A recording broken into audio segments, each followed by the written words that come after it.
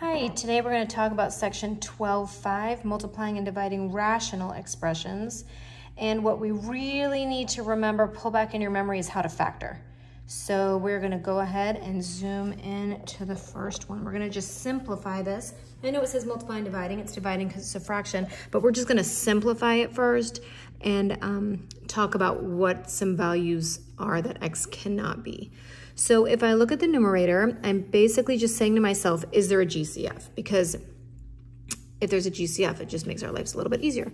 So there's a GCF here of x. So I'm going to factor out an x just for the numerator.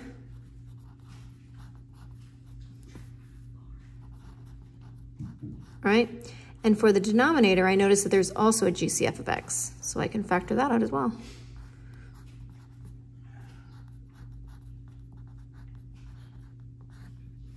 Okay. At this point, what I want to do is I want to factor, and I notice that there is no a, there's nothing that's in front of the x squared, which is really nice because it means I can factor the short way if it's factorable. Okay, so I'm going to write my c term over here, and some people really are concerned about if it's negative and positive. The way that I factor, it's kind of built in, but so if you're one of those people, then make sure you put the -4 here. Negative 24. I'm going to write the factors. 1 and 24, 2 and 12, 3 and 8, 4 and 6. Now I know that this tells me the signs are going to be different. One of these rows is going to be, or columns is going to be negative and one's going to be positive. And since this is a negative here, it means the bigger numbers are going to be negative. Looking to see which of these combinations, and I have to go sideways like this, is going to get me to -5. It's right here. So my numerator, when I factor this again, when I keep factoring it, I'm going to say that it's x minus 8 and x plus 3. I'm using those numbers and I'm putting them in. All right, we're going to do the same with the denominator a little quicker. I won't do as much as explaining. 72 has lots of factors, which is a little annoying. I didn't list them all because I noticed that it's going to I have to get to +1. So I have 1 and 72. 2 and 36, I'm going to jump to 4, 4 and 18, 6 and 12, 8 and 9. And I know that my signs are going to be different. The larger one's going to be positive, which means these are all small. Which combination is going to get me to +1? Right here. So x minus 8, x plus 9. Okay, so at this point, when I'm in this set, what I have to do now is look at the denominator and say, okay, these are called exclusions. And what I'm trying to figure out is what can x not be? Because the domain, if I look back here, in any part of this, I can plug anything in for x. I can plug negative numbers, positive numbers, fractions, decimals. I can plug anything in for x. But there are a few numbers that will not work. So if you look at this point, it's a lot easier to see right here because I can't have 0 in the denominator. So basically I'm looking here for my exclusions. Basically, what can x not be? X cannot be. Well, x can't be 0 because if this was 0 right here, 0 times this is going to get me 0. And we can't have 0 in the denominator. Then I look here. What can x not be? Well, if x was 8, x cannot be 8. If x was 8, I would have 8 minus 8, which is 0. So once again, 0 times this is going to get me 0. And then we look at this guy right here. Well, what would this have to be so that this entire parentheses equals 0? X cannot be 9. I'm sorry, -9. All right, so those are the exclusions. We're saying for the domain, x can be anything, but it cannot be those numbers. Okay, so now let's continue simplifying. If you look at the numerator and denominator, you should be able to see some stuff can cross cancel. Well, my x's can cross cancel. Now, when you're looking inside the parentheses, they must be exactly the same. So that's an 8. Like if that was a 4, I couldn't simplify that to a 2. The entire parentheses have to be the same, and they are, so that cancels out. So the simplified version of this is x plus 3 over x plus 9. I must leave it like that. I can't simplify the 3 and the 9 because they're in the middle of an adding problem. Okay? All right, so that is my simplified version and stating the exclusions. So we're going to move on to over here and do the same, we're going to do the exact same thing. So I look here, it's a little more complicated because there's a lot more numbers than over here, a lot more coefficients. So my numerator has a GCF of 3x cubed, because I can pull out x cubed here, I can pull out x cubed here, and I can pull out x cubed here. Okay, when I rewrite that, I have x squared minus, I factored out 6x minus 7. Okay, and my denominator, I'm going to factor out a 2x to the 4th. So I have x squared minus 49. Now, I notice, and this is just because I do these all the time, but I notice right here, this is a binomial, and sometimes binomials, I like to take a closer look at them because you can see this is a difference of squares. That's a perfect square, that's a perfect square, and that's a subtraction sign. So I can actually keep simplifying this. Okay, so I'm going to keep my numerator the same. Well, actually, I'm going to go ahead and, oh no, yes, I'm going to go ahead and factor this guy right here, but just because it's on the top. I know I went on a tangent on the bottom, but okay, if I look here, I can go to the short way, so I'm going to put 7 over here, 1 and 7. My signs are different.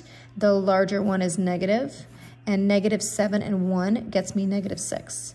So I'm going to fill in here, x minus 7, x plus 1. Now for this part, what I was trying to say before is that because this is a difference of squares, it's really easy for me to factor. I just square root,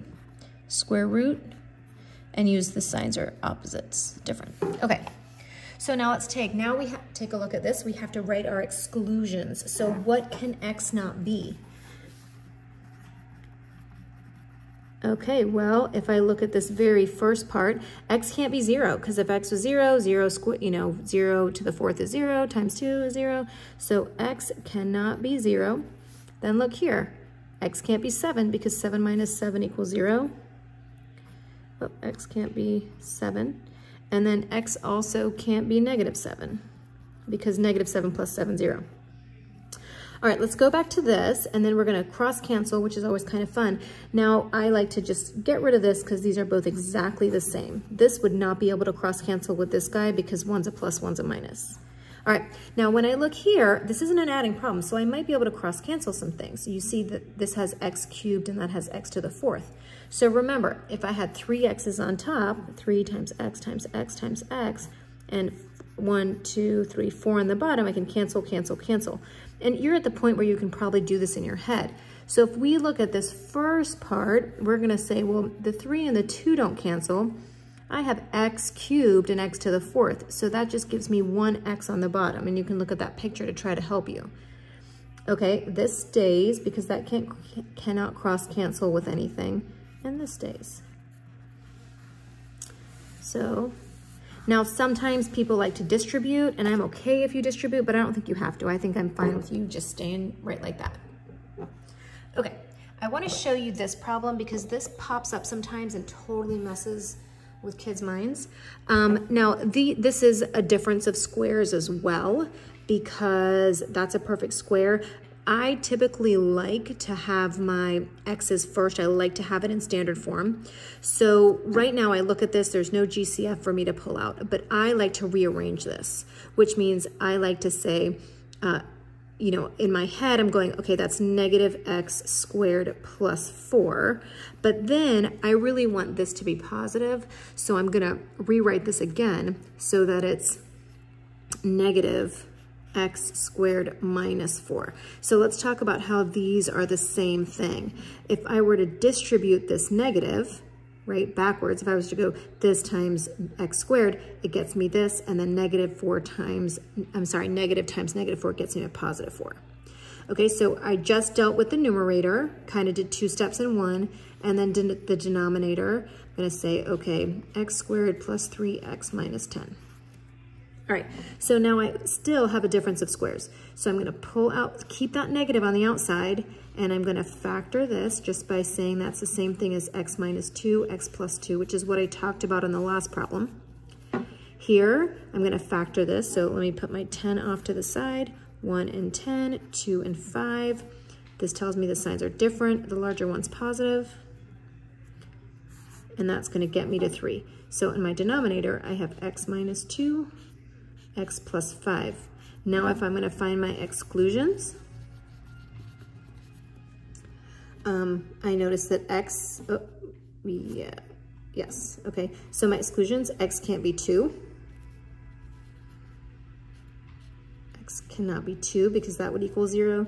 And x also cannot be negative 5. So in this example, x can be 0. Don't just always think that x can't be 0, because in this problem it can be. Now I'm going to see what can I cross cancel. So I can cross cancel here. So my simplified version of this is right here. Once again, you can distribute that negative to the top if you want, or you can just leave it like that. Okay, feel like as if you're probably getting the hang of this. If you want to, I will just kind of do all the work for this one really quickly. Just have to be pretty good at your factoring.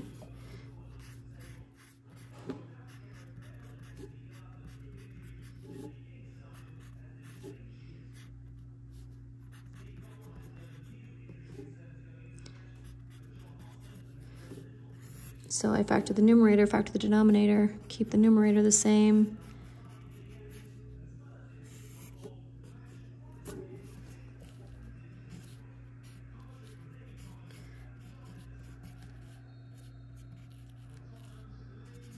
Okay, so at this point, I didn't really say a whole lot. I just kind of went through it pretty quickly. And then my exclusions, we would say x cannot be 0, it can't be 3, it can't be negative 1. X cannot be all of those things. And then when I go to simplify this, they have to be the same. Boom, boom. X plus 1 over... And once again, you can distribute that negative if you want. I mean, the x on the bottom if you would like. All right, so... Now, finding the product is going to seem like, oh my gosh, there's so much more, but finding the product is very similar. It's just like what we were doing, except for just a little bit on a larger scale. So to find the problem just means multiply, right? 2xyz times 3x squared. And remember, can I cross cancel anything? Well, this is all multiplying. I don't see any adding and subtracting. So this is really nice. I can cross cancel some things. One has to be a numerator and one denominator. So right now I notice the y and the y squared can cancel out, and that y squared is going to turn into just a y. That's it. Oh no, the 2 and the 4. So the 2 and the 4 can cross cancel. That 2 becomes a 1 and the 4 becomes a 2.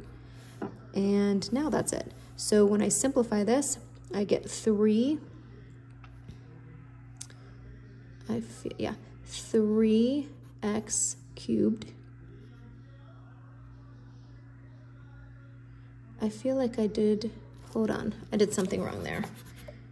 Let me, oh, I cannot believe my handwriting was messy, which I can't stand when you guys do that. So let me do this again. I think I thought that z was an exponent. Make sure I get this right. Sorry about that. Okay, so that's actually a z, not an exponent of 2. So right now my y's can fully cancel out, and my 2 and my 4, that becomes a 2. So now in the denominator here, I have a 2z. My 2's and z's tend to look similar. Okay, so for a numerator, I have x, I have 3, and then x and x squared. So my numerator is going to be 3x cubed, and my denominator, 2, and then I have 2 z's. Okay. All right, so let's take, now this is a bigger multiplying problem. It's 3 different problems that I'm multiplying, 3 different fractions that I'm multiplying. But once again, you should be getting in the hang of it where we're just factoring and simplifying, crossing out, that kind of stuff. So here, I just look at the 5. I can't do anything with that 5x. I'm going to leave it alone. 5x. Denominator, can't do anything with it. I'm going to leave it alone. I'm just going to kind of draw a little line so we separate it. Here, I can factor that nice and easily. X, 3 and 2 minus 2 plus 3, right? Because 3 and 2, I need to be positive 1. It gets me 6. My denominator, x plus 1, x plus 1. Keep going. I'm going to keep factoring this guy. I can pull out an x, x plus 1, pull out a 5, x minus 2. Now, once again, if I wanted to talk about my exclusions here, what would they be? Well, x can't be negative 3, because then that would get me 0 on the bottom, so we can make a list over here.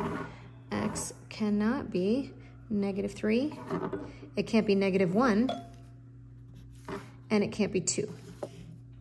All right, so those are all my exclusions here. And now I'm gonna see what can I cross cancel. Remember, any numerator with any denominator. Well, I don't know why this just drew to my eye.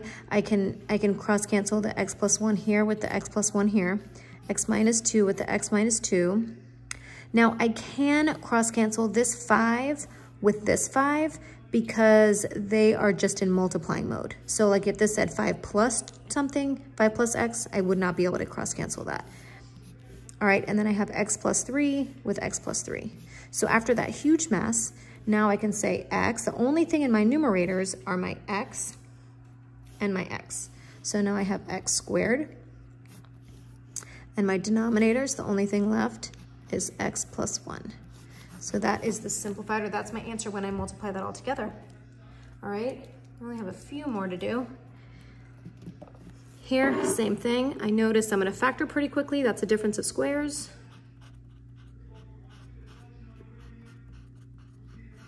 I don't like this negative coming there, so I like to switch it around.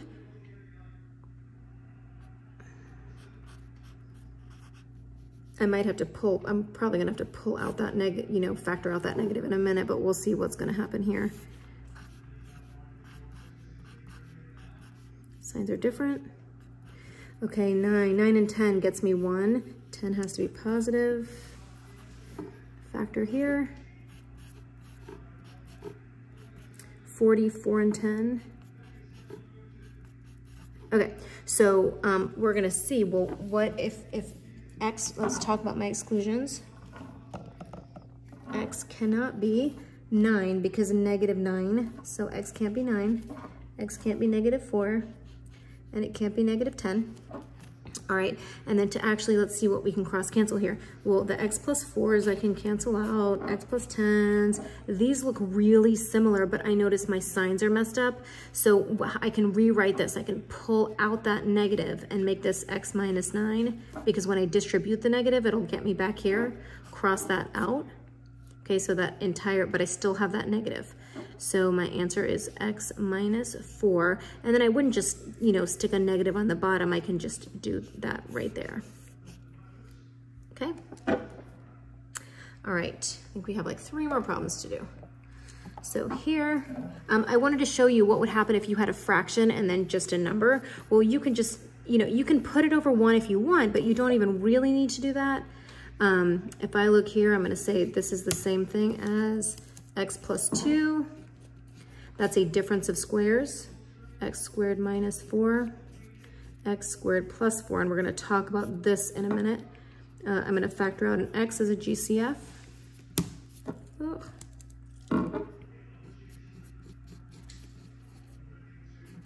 Okay, so what I notice here is I'm gonna keep factoring because this is also another difference of squares. So I can keep factoring right here.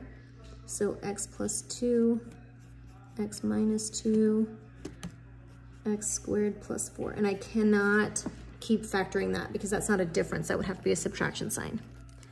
Okay, times, keep my x on the outside. I'm gonna factor this.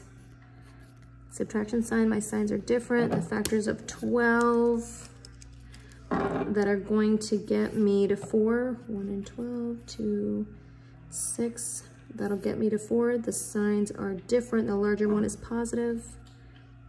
Okay, so from here, now I'm gonna see what I can cross cancel. I mean, if you want, you can, like I said, you can put a 1 down there if that's gonna help you, but you don't even really need that.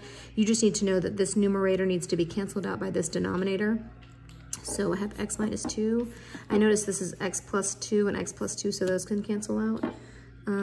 And that's it. So my answer is going to be for the numerator, the only thing that's left there is the x and the x plus 6. And for the denominator, x squared plus 4. So that would be my simplified answer. Okay, I just wanted to show